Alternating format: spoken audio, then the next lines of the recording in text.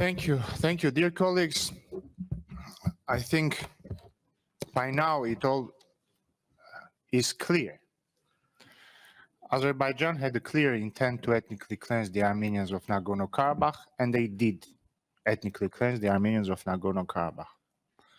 But what is astonishing in this discussion is the level of cynicism of our Azerbaijani colleagues, who have become mere advocates of their authoritarian genocidal regime.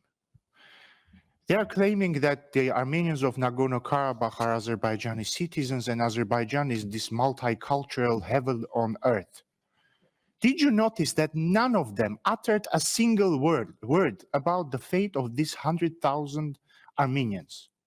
None of them talked about what needs they will have. No one had some condolences for the people who have died, condolences for the people who have been separated from their families, nothing. But if we take into account that it was the clear intent of the regime they are representatives of to get rid of these Armenians, everything becomes logical. But this is not all. Why I was wanting to have a point of order, to reply to Mr. Yafarov. These people are so devoid of shame that even after ethnically cleansing an entire population just a couple of weeks ago, they come to this organization and call Armenia Western Azerbaijan. If you haven't noticed, he called Armenia Western Azerbaijan.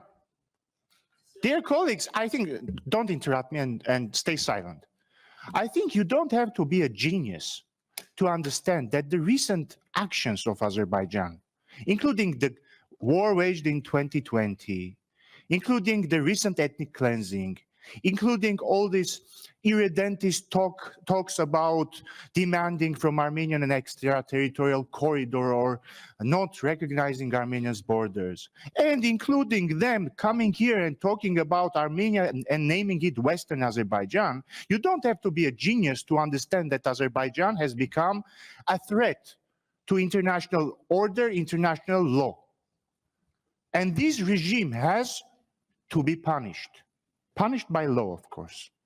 And we, as the Armenian delegation, as the Republic of Armenia, we expect the support of the international community, of you, of each of you personally. Because this is not about Armenia only, this is about international order and international law. And dear chairs, I kindly ask you not to allow anyone here to use irredentist, aggressive terms.